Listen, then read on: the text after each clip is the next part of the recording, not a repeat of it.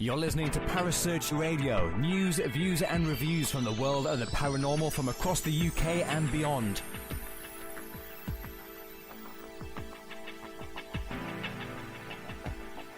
Find us on Facebook, Twitter and the World Wide Web. Parasearch UK Radio.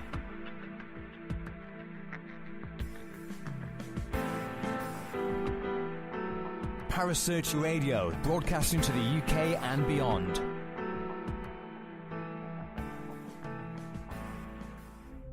The views and opinions expressed by presenters and guests are their own and do not necessarily reflect the official policy or position of Parasearch Radio or its affiliates and sponsors. Listener discretion is advised. Hello, this is Richard Estep, ghostwriter, and from TV's Haunted Hospitals, Paranormal Investigators, Haunted Case Files, and Paranormal 911, and you are listening to PSH Radio on Parasearch Radio.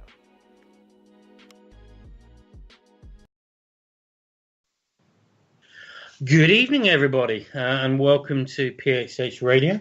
My name's Carl Hutchinson, and it's the 7th of March. And just want to quickly mention, sorry for anybody that's listening that was expecting a different show tonight, but we've had to rearrange. So I'm now joined. What the show tonight is going to be a little bit of it's going to be a bit of a fun show. I'm joined by some of the team from UK Haunted Live. So I'm currently going to be joined by the amazing frontman of the presenter extraordinaire, Mr. Nick Stepani. Are you there, Nick? Oh, my name is Kenny and I'm a kangaroo, garoo. It's not, I'm Nick and I'm here. Nice to see you guys. Nice to see you, nice Nicky boy. Got to have a bit of Brucey going on. Got to have a Brucey. We will be joined by Wayne, our beloved security guard, on the UK live in a bit. But initially, we're going to be just chatting with Nick. Sadly, the investigation team of UK Haunted, Alex, Mickey, and Eamon, sadly have had to, because of unforeseen circumstances, cannot make it this evening. So myself and Nick, and when Wayne comes onto the call, are going to just be talking about the phenomena, the thing that's been going on for 2 events so far, UK Haunted Live. So, Nick, I know where I was when I got asked to be part of this. Can you just give me a quick overview of when you were asked and what was your initial thoughts? Yes, just like you, Carl, I remember the exact spot and the day, and the thing for me personally, though, Carl, was even to be asked to do it was such an honour. Yeah, it was an absolute honour because, you know, it's over the years I've done bits and bobs. I've done lots and lots of live television and live broadcasting, but I'd stepped away from the paranormal for quite some time. Say that again. I said you had indeed. You'd sort of gone into your sort of semi-paranormal retirement, hadn't you? I did. I mean, most people that are familiar with my work know that I'm very, very heavily on light entertainment, and that is where I focused. I mean, I went off and did various different shows all over the place, and then I got landed the gig at ITV Loose Women, and I did that for a little bit, and then all of a sudden, you were the warm-up guy, weren't you? I was, but then you see, Carl, you know, all of a sudden my work stopped. It stopped. I was in a situation, Carl, where I was having to go to a food bank. That's how, you know, that's the situation where I was at. And it's not until you go into that level of, I don't want to say poverty, but do you know what I mean? Where you're struggling, you're thinking, where am I going to get my next meal from? That you really do appreciate things. Yeah, because I remember, well, just from my own point of view, because I'd obviously been working with UK Haunted for probably two or 3 years as their equipment and technician and advisor on their public events, and I met Mickey and Alex. Oh, God, we're going back a while now. When they invited me up to come on an investigation with a few guys from at Drakelow Tunnels. Yeah. So I'd been doing a few bits and bobs with them, doing the tech advisor, because obviously I'm the gadget and I like gadgets and stuff like that and all the equipment side of it. And I'll just give you mine and analyse yourself, Nick. And I remember that obviously we'd just done a few events, and we were doing an event up in Nottingham at the Session. The Session House. The Town and Country Club. And Alex pulled me aside and just said, he's got this idea. Would I be interested to be a part of it? And I went, well, explain a little bit more what you want me to do. Because I just thought I'd do exactly what I do on the public events. And demonstrate the equipment, give them a bit of advice, hand all the equipment out. So that was it. And I said, yeah, whatever you need, I'm in. What about yourself? How did obviously Alex approach you? And I was just thinking that when you was just talking then, Carl, I just realised I didn't actually answer your first question. Where I was. I was in a back garden in a house in Northampton, and it was a lovely, lovely day. I remember that, and I'm sure I posted something on either Snapchat, Twitter, or Facebook, saying I've just been told some news, and it's life-changing. And it for me, at that point in my life, it was very much so life-changing for me, in the most positive way. And of course, you know what I'm going to say? I'm going to say it was a cheer and wait moment, because yes, it was. Hashtag cheer and wait. Get on there. Get on Twitter. Get it trending. Love that. But yeah, because I was like, Alex said, "Oh, this is what we're going to do. This is his plan." So I just thought, "Oh, perfect. It'd be just like a normal public event." But then when we started getting into it, when he then said about it's going to be Alex, Mickey, and Eamon. Yeah, going to be out of location. We're going to have Facebook Live for 4 or 5 hours. And I'm like, this is going to be interesting. Had no idea what it was going to be actually about. And then obviously Alex then said, oh, what we're going to do is we're going to get the team together and we're going to get them up. We're going to meet everybody. Because I hadn't actually met you at the time. I think I'd spoken to you a couple of times on social media. But I hadn't met you. And so we arranged a little bit of a meet-up at what we now, as a part of our team, part of the UK Haunted live team, call is the Caravan of Love.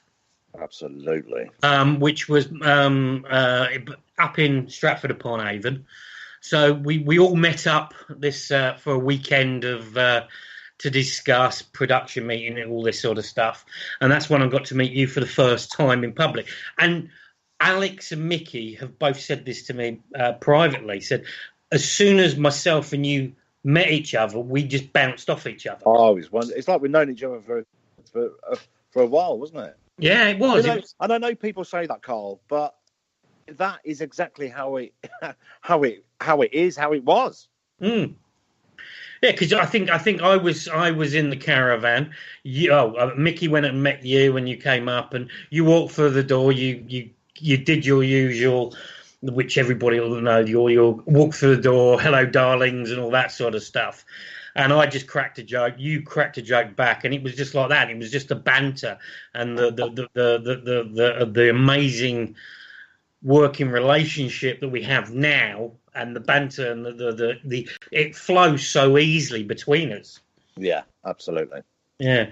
So we get to this meeting. We're having a bit of a giggle, and Alex and Mickey and Eamon are there, and hopefully Wayne will be joining us soon. But Wayne was there as well later on.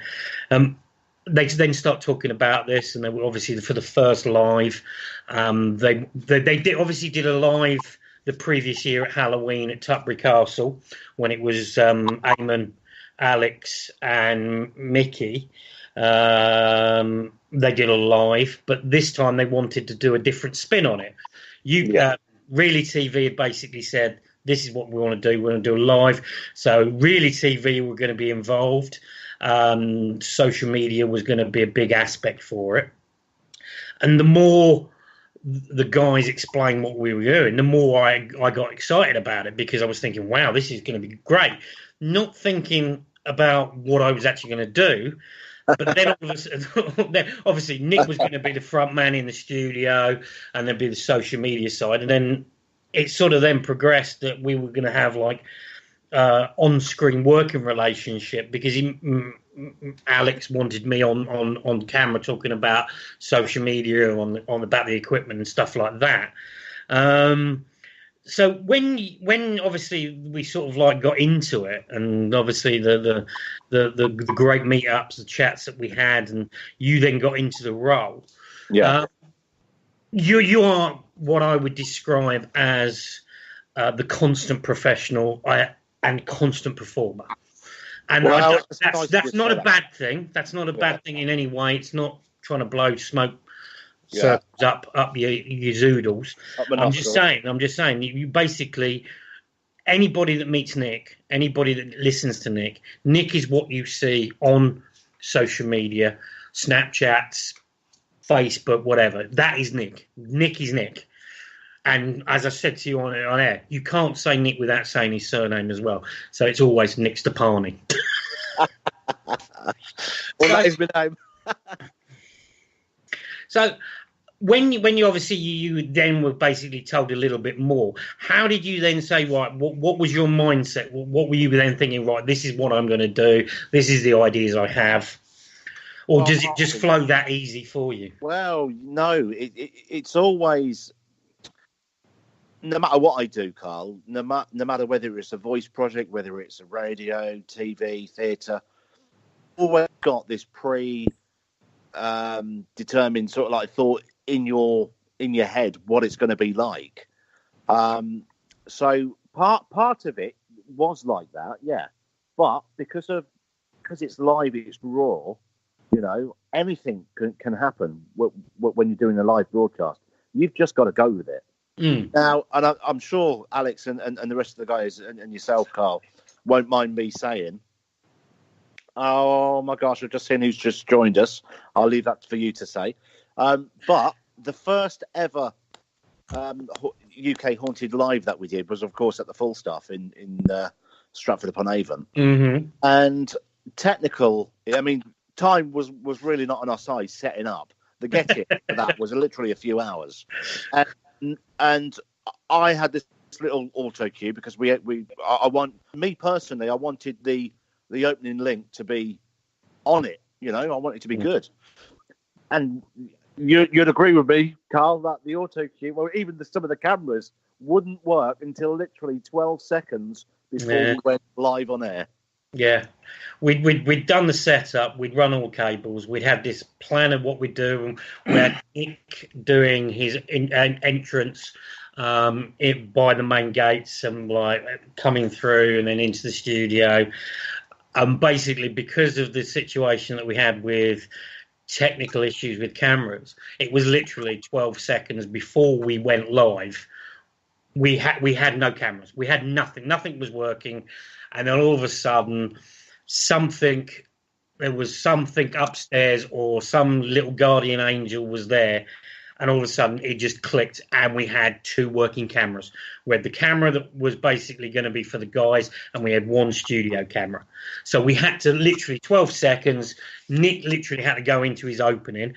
Alex was like talking to me and said, right, we can't do this. We're going to do this. And I was like, okay, fair enough. And then all of a sudden he said, you need to be by Nick after he does his opening link because he's going to go around the team and he's going to introduce, but we need you on there. And I'm like, what? I wasn't planning on actually being that much involved on camera. I was just going to do my little bit, as people described it in the team, as Carl's Corner. But we had no time to set that up. So it just was like completely and utterly, we winged it, didn't we? We certainly did. But you know what? in a way, Carl, that, I mean, yeah, it was for me, that literally seconds before we went live, it was terrifying because the build up to that first UK Haunted Live was immense. It was absolutely immense. And, you know, the way that I look at it is people invest. I'm not talking about financial investment. I'm talking about their time. You know, you just got to look at the people on some of the people on Twitter that follow me. They are so bloody kind, Carl. And it's, I almost feel sometimes if I can't do something, I'm letting them down. No, totally. And you felt exactly the same. It was like we'd promoted it the best we could on social media. We'd got the UK Haunted following that we always have. You guys, Nick, you had your following, and obviously Eamon's had his following. So it was all combined. So we were all like really amped up for it. And yes, it was kind of quite stressful. The location, the full stuff's amazing. The studio, how we put the studio together was amazing. We just had a few technical issues with cameras and a little bit of sound and a few angles that basically we hadn't planned for, but we had to sort of wing it. But you open the show. We basically did the show. There was a couple of little technical issues during then. Obviously, you could see that people were moving into shot because normally we would have different type of camera. But it was the first live Facebook, which we had, which we tried to do at the Falstaff, multi-camera transitional points. So basically, instead of having one camera, we had multiple cameras where we would transition to from the studio, which Alex's brother was managing. In the studio, just outside the studio. And so that had to go out the window. So people were in the wrong place, and you can see it. But that was the good thing about it. It was live. It wasn't.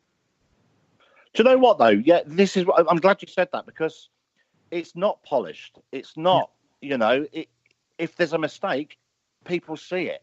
Exactly. And do you know what? I'm a lot of people know this. I'm very good friends with Michael Barrymore, and I used to go and see his shows at the South Bank London studios over the years. And when it came to the actual screening of his series, when he went out of the box and showed the cameras and the crew, I absolutely loved that. I loved it because this is different. This is something new. Oh, totally. And I remember those shows. It was like he'd like grab a cameraman out and just really make them laugh and just have a little bit of a jokey moment with them live on the show, wasn't it? That's right. Yeah. And I think that's the good thing about that particular, the first live as the team we had. Obviously, we had Mickey, Alex, and Eamon, the investigator. And again, though, Carl, can I just say, I'm so sad that the boys are not here tonight. Yeah. But first of all, I've got to say that Alex, people don't realise how much effort and work goes in to doing just one live broadcast. Oh, yeah. Whether it's for an hour, 2 hours, 3 hours. The amount of effort that Alex puts in is absolutely astonishing. And you know, it's a pleasure to work with Eamon and Mickey as well.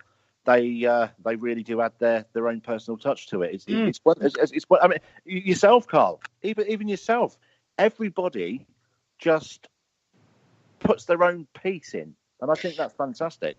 I think that is a point that is great about the UK Haunted Live team, is that from day one, when we all met up, there was every single one of us, we clicked.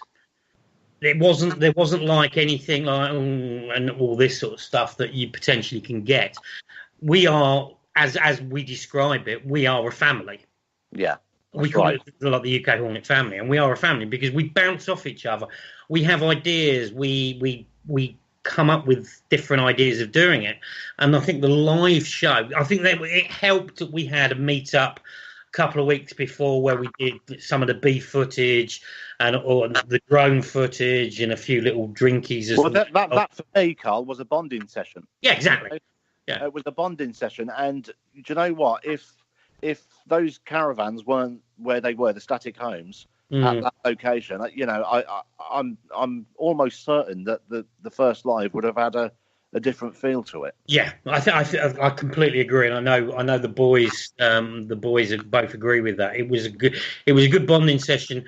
We didn't need to worry about it because there's no egos, there's no this, that, and the other. We're all good friends. We all get on like a house on fire. Carl, I need to I know this is your show. Yeah. I know this is your show, but breaking news: the wonderful Mr. Alex Duggan has just messaged me and says, "How can I get on?" Ha ha. Right, okay. What we'll do, we'll get Kerry in the studio if she can hear us, if she's not making dinner for her kids or doing other show stuff.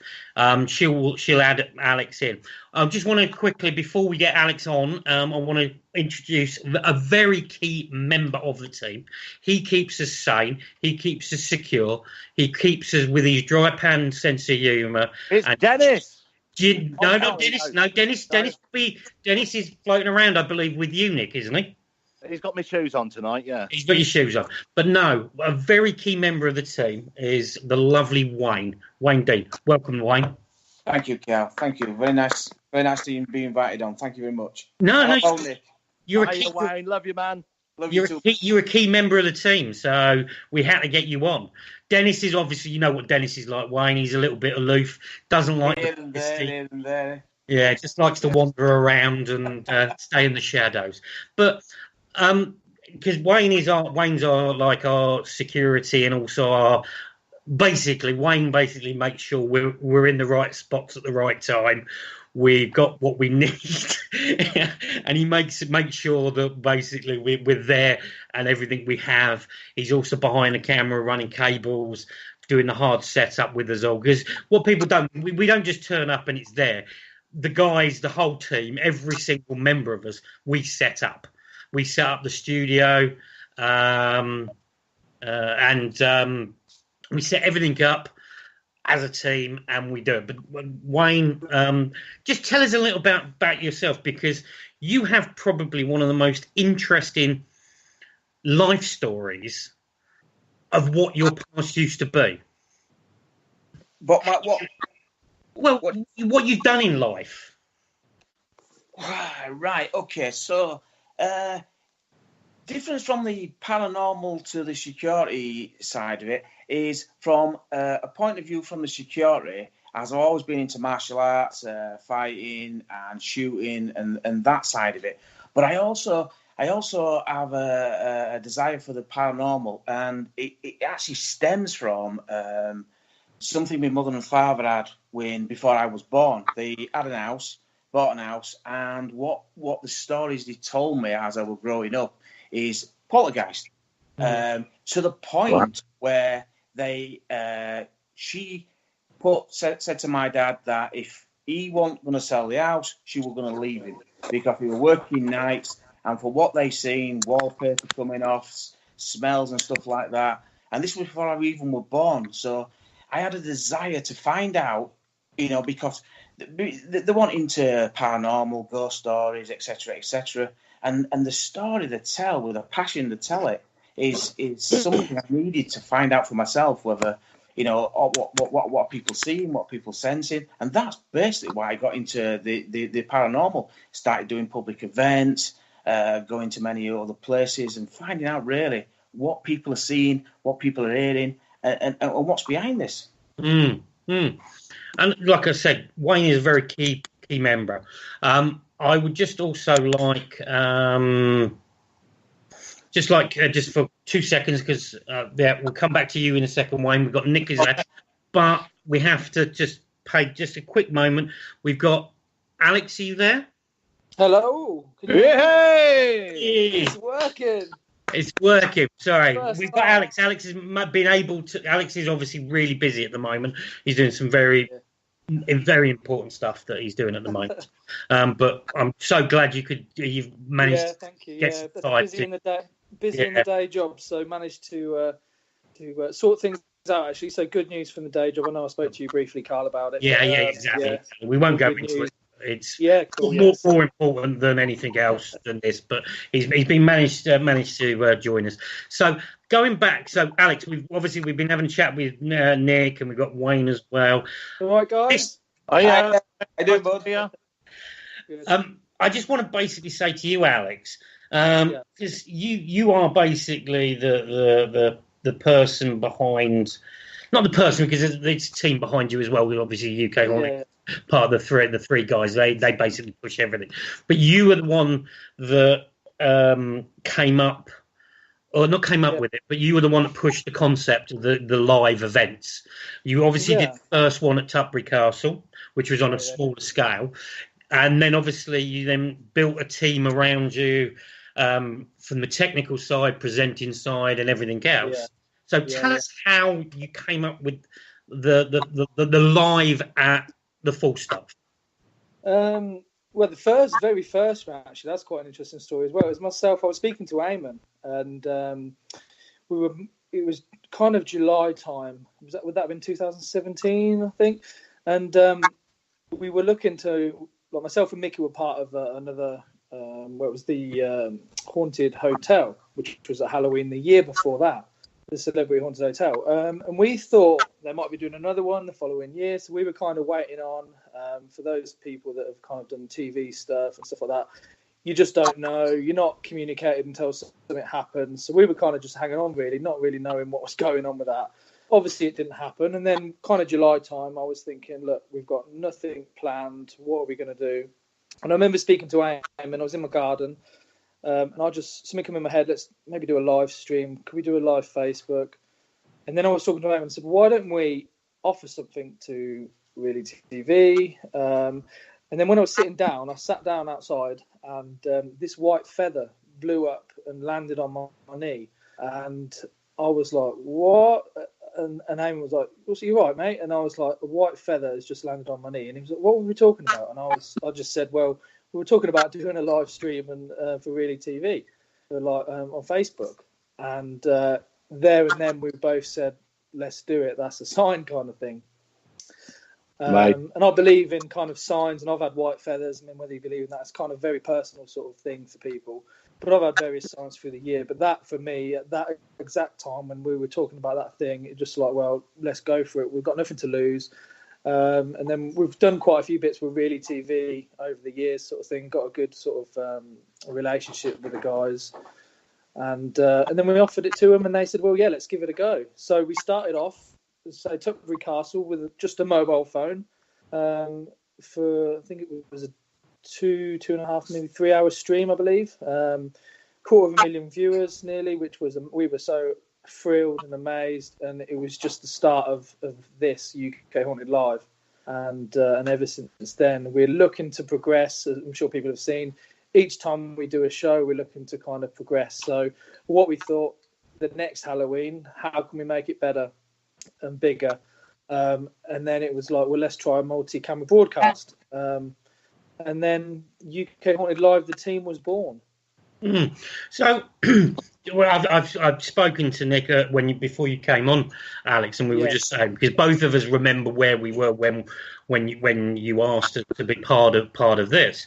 When you got the call. Yeah, well, I think mine was face to face, but I think Nick possibly was a call. But how? The reason I'm asking this question is just so the concept, so the listeners can understand. I'm not trying to big up any of us or anything like that. Yeah. How did you decide on who you wanted? I don't know. Do you know what? It's you guys are all my best friends in the paranormal, but it's not because of that. It wasn't. I just thought, do you know what? Let's start building a team. Let's have a host straight away. I mean, I've said to Nick, he was the number one choice. He's done the paranormal, and I think, as we all say, he is a host 24/7. That is Nick, and he lives it, breathes it, and that's his thing. And it was kind of anyone out there. I don't know. He was kind of first on the list. I mean, I've worked with kind of, say, big hosts, even someone like, say, Christine Lampard or Christine Bleakley, for example. But she doesn't know the paranormal. Nick has done paranormal. He's got experiences. And obviously being a good friend, I think we could bounce off each other. So he was definitely my number one choice there. And then it was kind of like, what are the... And I've always thought we wanted someone in like overseeing CCTV, like in the hub, if you like. And then I know Carl with his experience of the equipment and the tech, and obviously working with Carl on over the years several sort of events and kind of personal investigations. It was a no-brainer there as well. And then it was like, you know what? These are our friends, but we've all met these people for a reason. And it was like we were building the team. Before we even knew we were building it, if you like, everything was already there, and it was just a matter of putting these pieces together. And it just worked. It was amazing. Yeah, because we were just saying before we came on that obviously the fun and games that we were having with tech issues before the first one, like 12 seconds before we actually went live, we finally 12 seconds. I wasn't counting myself. Yeah, and it was down to the wire. It was down to the wire. And obviously we got it working, and it wasn't like obviously we didn't have as many cameras as we wanted to, but we managed to get a couple of cameras working, and we just went with it. And I personally think it went very, very well from what it was. Oh, definitely. And obviously we were blown away by after we'd finished. We were on such a buzz when we'd finished it, and obviously then the viewing figures, and it was just like. We were sat there the day after, and I'll never forget that, Carl. We're sitting in the caravan of love, and the numbers were just coming up, and we were just like, I don't believe this. And then somebody else would pick up their phone and look at it, and it was just going up, and we were just like, this is crazy. This is crazy figures. Yeah. And obviously the first one blew away the figures that you guys had before, like doubled it or something, wasn't it? Yeah, definitely. And it was just that we bonded. I think like me and Nick were talking about the couple of weekends before, we'd had like the team meeting where we basically got to meet each other for the first time, really. Obviously I met Nick for the first time, and Wayne, and then obviously I met Eamon a few times, and obviously I'd worked with you and Mickey for a long time. But it was that, I think, as Nick said, that bonding session we had in the caravan where we did this a lot, because one of the things I want to do on the show, not just talk about the lives, but talk about the funny moments, behind the scenes things that make us as a team work so well. We did this on the spur, like off the cuff.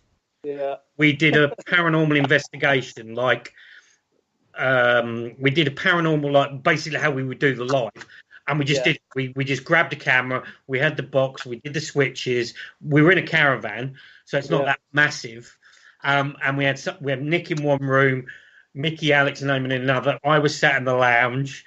We had your brother transitioning on the cameras. Wayne was there as well, and we did this bit. We've got footage of this, and at some point it might become public. But it might surface. But it was so fun because we had that amazing camaraderie that we had together. We just bounced off each other. Yeah. It was. I think people don't realise we're not TV people, if you like, and obviously my day job's not this. I look after adults with learning disabilities. So I'm kind of learning, and we're all learning as we go along in a way. This is where we improve each time.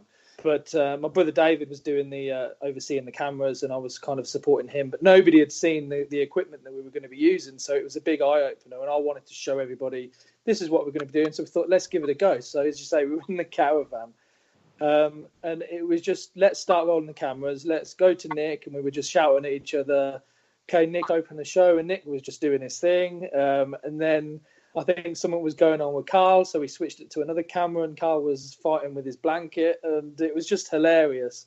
But the funniest thing was, it was, I mean, we say about, it was Nick in the other room. We went back to Nick, and he talked about somebody winning a shoe or something.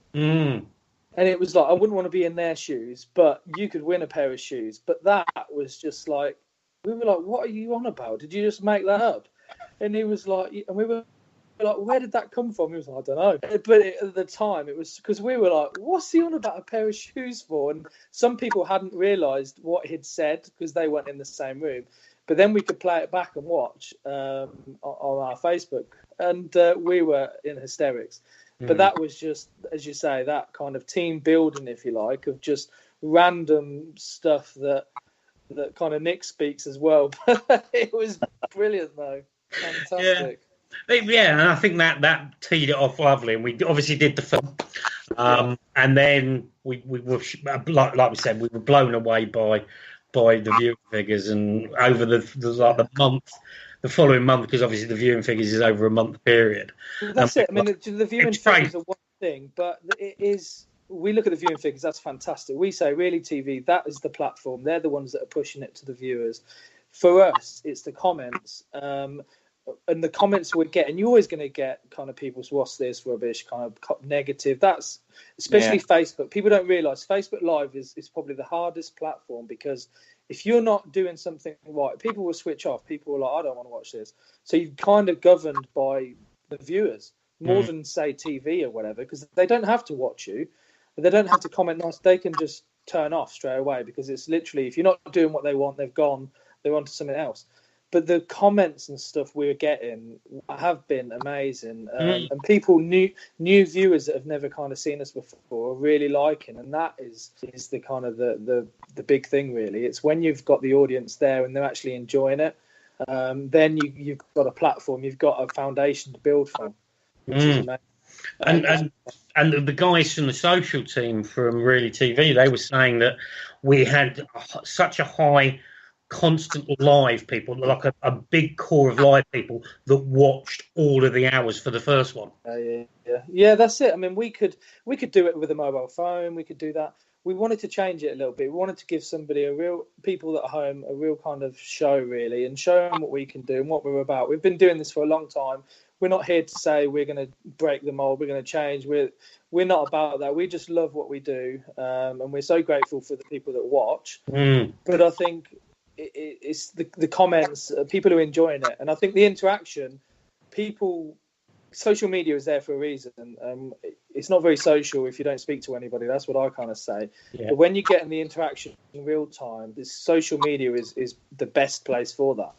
It is. And Absolutely. When you have a ghost hunt with people interacting, and even with the CCTV cameras that we used last time, people were watching that. They were watching us on Facebook, and it was fantastic. And so many eyeballs on different sort of cameras, on the live feed as well. People giving us and telling us where to go. But we're actually, I get the comments fed to me live, and that was a real thing that we wanted to really push, is the interaction. The people that are commenting, that we are listening to what they're saying. We want them to be a big part. They're like they're an investigator with us, and we've got so many ideas for the future moving forwards of having people interacting even more. So, okay, so we did the first one, blown away. The interaction, like we said, was amazing and everything like that. And then, so we went away. We went, we met, we like constantly chatting and having jokes between us. And then you came to us again and said, "I'll tell you what, we've just done one. Let's do another one." Yeah, why not? and obviously the second one, the third one. You then said, right, this is what we're going to do. And when you told me the location, I was we're going to do what? Yeah. The Ancient Ram. This location is world famous. Everybody in the paranormal, if you've got any interest in the paranormal, knows the Ancient Ram. Yeah. And you said we're going to go bigger, we're going to go better. And then we had more time to set up, and we all turned up at the Ancient Ram, and I wasn't quite expecting. Obviously, I knew the amount of stuff that you turn up in this beast of a vehicle with all the stuff in it. And all of a sudden, you said, "Right, well, let's put the studio up," and I'm like, "What?" And next thing you've got this pop-up studio. Yeah. And it's just like, okay, we are going big on this one. Yeah. But we had. Obviously, we had loads of time to set up. We had but we did have a few little technical issues on the second one. But we solved that in plenty of time before we went live. So when you got the opportunity, when they said yes to the second one, how did you pick on the location? Well, do you know what? We had the location because, I mean, I always say things happen for a reason. It's kind of meant to be. Somebody had cancelled an event there, and I remember Caroline putting the date out, the 29th of December, and I was like, well, let's have it. And I said, and in the back of my mind, I was thinking we could do another Facebook Live. Obviously, nothing was confirmed at that time, but I was thinking the worst case scenario, we'll do an event because lots of people keep asking us to do events. We don't do lots of events, but we've never done an event at the Ram Inn either. So that was kind of a bit of a, if we don't do another live, at least we've got this and let's do an event there.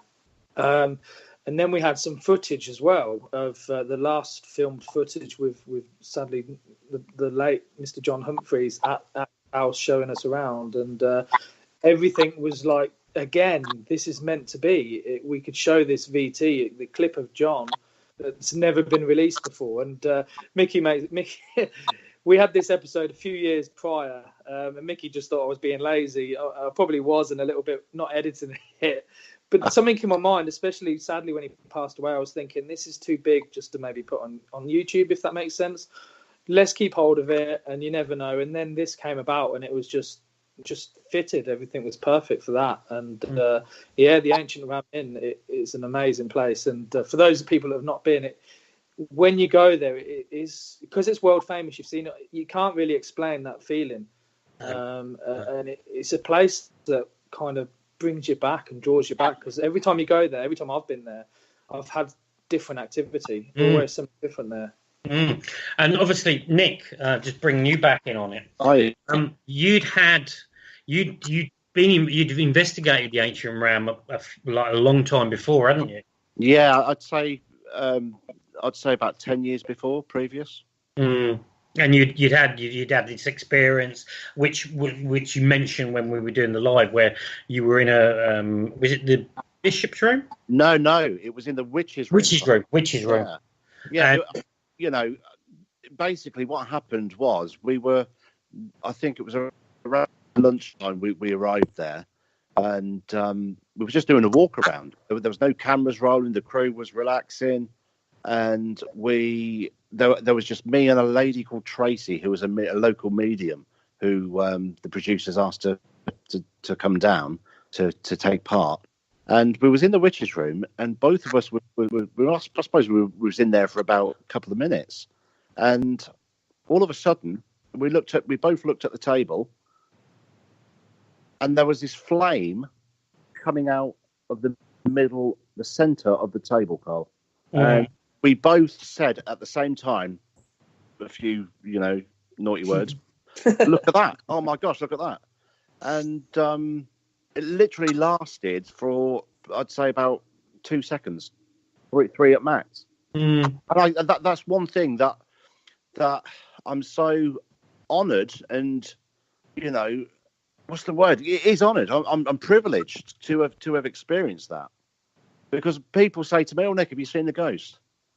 No, I haven't seen a ghost, but I've seen that. Yeah, exactly. And that for me is, it's out there. Yeah. Just bringing Wayne back on for a second. Was this your first time to the Ancient Ram? Yes, it is. I mean, I've heard of it, and I know the reputation behind it and stuff, but it's the very first time I turned up, and I went in all of it, because, I mean, we went and did a bit of a walk around, but for me, I don't know the name of it, but the barn area, it just drawn us into that area, and that's it's hard to explain. Put into words, it's like what Nick's saying there. It's one of them moments where you think, what am I feeling here? Am I feeling something? And you're just constantly drawn back to it. It's such a weird feeling, and it's like Nick says as well, within the paranormal, it only takes one little thing for you to be hooked and thinking, what have I seen here? And I need to see more. I need to investigate this more. It's just one of them moments. But yeah, I must admit, I walked around initially with you guys when we were just having a little wander around, and I must admit, you walk into that barn in daytime, and it has a feeling, that barn. the outbuilding, has a feeling in daytime. Walking in that place at night, it takes on a whole different element, doesn't it? It just has that feeling. And I'm not just saying because obviously the hype and you've seen them on all the different shows this place has been on, but until you actually walk into that place, you have that. There's several areas that you walk round that you just walk in and it's just like whoa, tingly. Yeah. So I didn't tell you guys, did I? What I got in the barn, did I? What? Well, no. So the 360 experiment, the EVP experiment we were trying, with the different microphones. We had a microphone in the barn, one in the bishop's room, one in the attic, one where we were in the witch's room, and one in kind of the hallway upstairs. Yeah. And when we were calling out, so I reviewed this evidence and I heard like a dog bark. So I was like, what was that? And so I could kind of isolate the microphones. And when I looked at it, there was a dog's bark from the barn, right?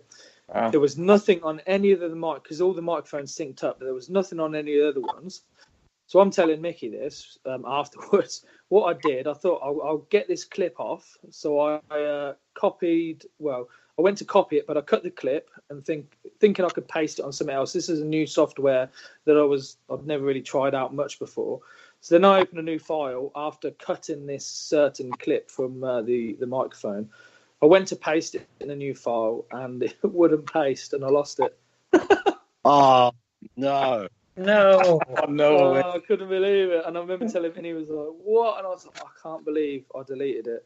But there you go. But that was in the barn. How amazing is that? That's a true story. I must admit, the barn and the machine that Eamon was using, the Infinity machine. Yeah. Obviously, we set that up hours before we went live. And this thing was talking from the moment Eamon set it up, wasn't it, Wayne? Yeah, absolutely. I think, as Alex would agree, we've heard this many, many times in different formats of voices. But I think the name Arthur, when me, Alex, and you might have been in there at the time, Carl, that word for me was just unbelievably clear. It's the clearest I've ever heard the machine talk. And we've spent hours and hours and hours going over and over stuff. And for me, that was it. I thought, this is it. This is a breakthrough right here. You know, it needed to say that word and some other words come out. And that, like as Alex will confirm, is the clearest I've ever seen that machine say anything. But there's also the link. We got the same name, Arthur, in the Falstaff as well. Yeah. I hadn't until I get in my earpiece. Carl, can you go into the barn? And I was like, what do you mean go into the barn? I'm not going into the barn. I'm not supposed to be on camera. The funniest thing about it is, we got so many comments about this. I think we had one torch between all of us. Yeah. We had thousands of torches in the studio, and for some reason, we only seemed to have one torch. I had to go into that building, and this is one of the funny moments myself. And when I get told by Nick in the studio, when Nick said, "Oh, you're going in," I hadn't really been I'd been just monitoring the CCTV cameras that don't have any sound, so I wasn't really taking much notice of what Nick was doing. Sorry, Nick, but I was concentrating on what I had to do. Yeah, and all of a sudden you went, you need to go into the barn. And then Wayne came into the studio and went, the guys need you. And I looked at Wayne and I went, what? And I had to then walk in. And like I said, it looks like, so many comments, it looks like we were just handing this torch around to everybody. But you guys had the torch. I didn't have a torch, so I had to walk through the ancient ram. And I've looked at the CCTV afterwards, a couple of 2 or 3 weeks later when I was walking in. And this is one of the funny little stories. But I actually walk into the ancient ram and completely lost my bearings, didn't know where I was going. Gosh. I'd walked it umpteen times, and I ended up walking into the bar where the graveyard is, the kids' graveyard. Oh, my God. And I nearly fell in the hole. And you see me stumble. And then I realised, I'm in the wrong way. So I then had to like turn myself around and eventually made it to the barn. And I think Mickey came out to get me. And you see me holding Mickey's hand. He sort of led me like a lamb to the slaughter into the room. But that's just one of the funny moments that I've got for me. For Nick, what was your highlight of the second one? The second one? Gosh. I mean, to be asked... 2 seconds, Carl. I'll be back in 2 seconds, mate. No problem, mate.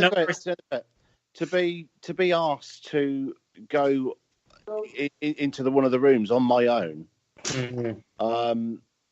Because when I first accepted this project, and it was literally just to be in the studio. That's where I'd be based. But and fair play to the guys and everybody involved. They listened to what the viewers wanted. And I mean, gosh, I know to bring it back to the second one at the Falstaff, Carl. When I was in that pyramid, yeah, and that thing that. If anybody's not seen it, there's clips on the YouTube. We're not saying it's paranormal, but we can't explain this movement that goes behind Nick before he reacts to it. But can I just say, Carl, the feeling that I got was I had never, ever felt so tingly in all my life. I mean, it was like pins and needles, but really, really intense, just slowly rising up through my body, getting stronger and stronger. Yeah. So if anybody's not seen it, there's a clip on the UK Haunted Facebook page where basically Nick's in the pyramid. There's a camera on him, and there's something going on. And as Nick was saying, tingly and all this sort of electricity running through. And then if you look closely to one side, you see this colour change on one of the pyramid stanchions, but at the same moment you also see a movement the other side, so it looks like it goes behind Nick. Just as it moves behind Nick reacts. Oh, it was. I'll never forget it, Carl. Never forget it. Yeah, and it is one of the one of the most. I'm back.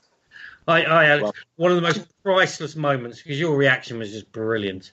Yeah, but you see, also, I remember Leanne going off on her own as well for that second one. Yeah, she didn't do one on the third one. I think we need to get Leanne.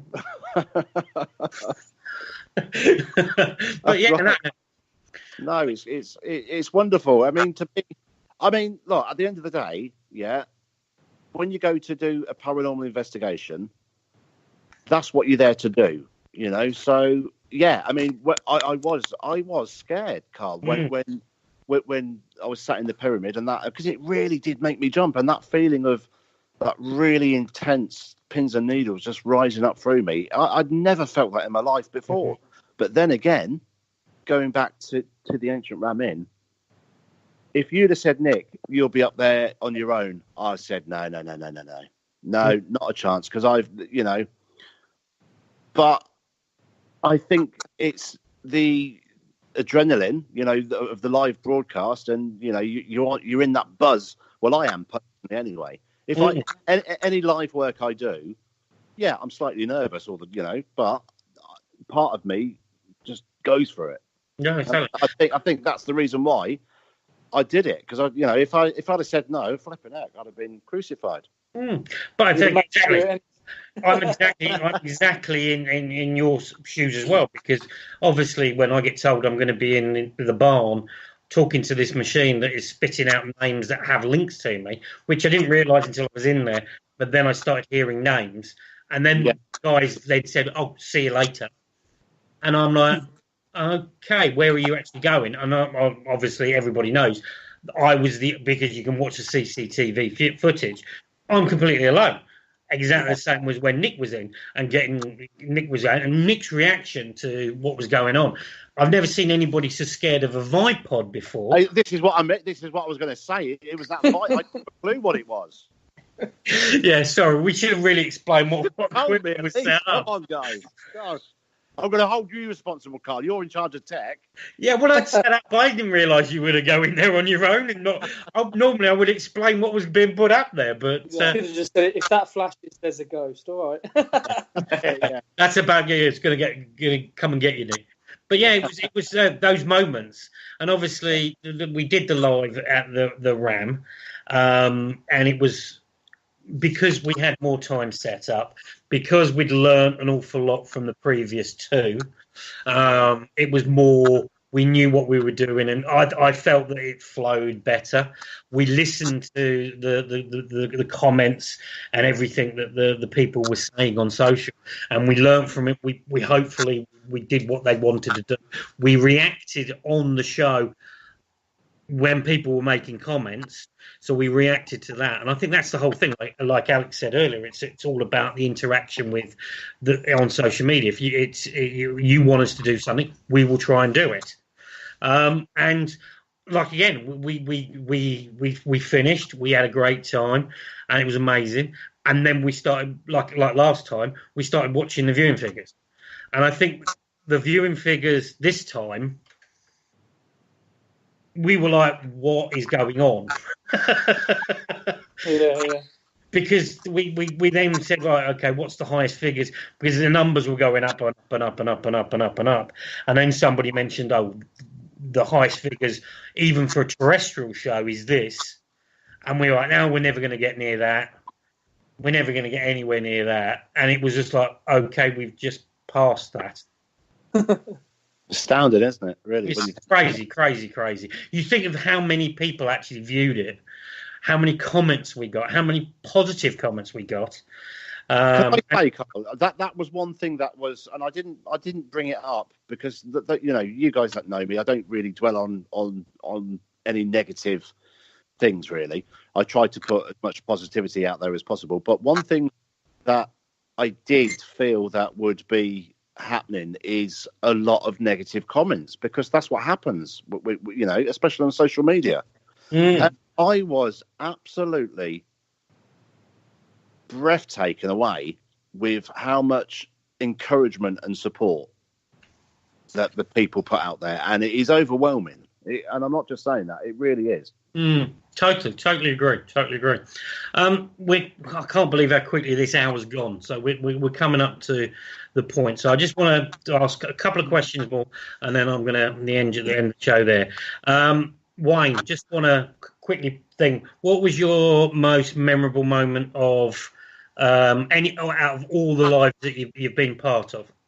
I think one thing sticks in my mind more than anything, and what really gets massive enjoyment, and I think this is why it's doing so well, is the interaction with people, and how they're driving the guys around, and where you've got this. Yeah, there's a certain format laid out, but the people actually get to say where it is. And I remember one point what were quite comical, where we were going to shoot back to the studio, and Nick were actually investigating, so there were only you and Leanne, and it was like, okay then, right? So I remember that. Yeah, just like everything was just dumped on you, and it was like, right, are you ready for this? And well, not really, but here we go.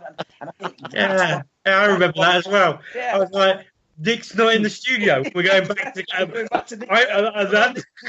No Nick there. So over to you. And I think that's where you get buzz, because that's pure live. If something's going to go wrong, it's going wrong live. And if they're not there, then you just move on and shoot onto something else. I think it's them moments where I look round and think, really, this is really happening live here. And Nick's I'll tell you what, you can't fight those moments, can you? No. Absolutely, and you can't script them. You can't do anything. If there was a script, I know where I am. The actual liveness of it, and where we can change, and how the people can drive it. And you imagine the feeling for someone saying, like, I want you to go into this room, and somebody goes in that room and go, they've gone in that room because of me. It's a beautiful thing. It really is a beautiful thing. Okay, thanks, Wayne. Nick, highlight both lives. Highlight both lives. Well, I mean, just the fact that the broadcast in itself, Carl, is for me personally, the whole everyone working together. And I know before Alex came on earlier, I mentioned how hard working you are, Alex, and people that realise what effort goes in to just making one live. You know, it's without you, my gosh, it's nothing. Absolutely. Quickly from Alex before I wrap it up. What was I think at the end of the day, I mean, it's a team, and people don't realise we're all putting our weight there. And if there wasn't one of the team there, then we wouldn't be able to do what we were doing. So, just a big thanks to everybody, and that's where I come from. That I love the live stuff, but the team as a whole, we have such a good laugh, and you can't fake it. Don't want to say that word, but I just did. You can't fake that friendship, that positivity on camera. If we didn't get on, people would see that. People are seeing that we're having a good time. It's about positivity. It's about doing something that you love. Everybody's on their own journey in the paranormal industry, if you like. There's no egos on there, and it's like, you know what? Everybody just enjoy what you do, focus on what you do, and there you go. That's all you can do. Be nice people and have fun with it. Absolutely. Right, that's the hour. I'm just going to put my radio cap back on and just say thanks, guys, for coming on. Thank you, Wayne. Always brilliant. Nick, you're an absolute star as normal. Alex. Thank you. Big shout out to the other two guys, obviously Eamon and Mickey. Mickey, I know, is listening at the moment, but he's at work at the moment. So big shout out to those two because they are a major part as well. Big shout out to Dennis, who's wandering around in Nick's shoes at the moment. Big shout out to Dennis. We'll get Dennis on a show at some point, but he's a bit scared of the media side of it. So big shout out to Dennis. And I just want to thank, like I said, thanks for coming on, guys. It's been absolutely great. We're going to be back next week. Not 100% sure who we got on next week. Sam will be back with me on the shows next week, so that'll be good because then I can get a break and my voice isn't going to start crackling. So Sam's going to be back. Once again, I would just like to say thank you to the guys. Thank you for coming on. Thank you for the input and everything. We'll post on social media all the different links to everything. If you want to follow the guys, they're on there. They're on all the social medias. You have to follow Nick on Snapchat. You follow Mickey as well. Two of the funniest things on Snapchat is both Mickey and Nick. And Nick's currently doing something about Out and About with Nick Sapani, which I'm sure I'm going to get him on the show one-on-one, and we'll talk about that at some point in the future. So, again, thanks, guys. And I'd just like to say I will see you next week. God love, and we'll catch you later. Thanks, guys. Cheers, Cal. Thank you. Thank you for listening. Thank you. Don't forget to join us for more shows throughout the week. Find us on Facebook, Twitter, and the World Wide Web to keep up to date with all the shows right here on Parasearch Radio.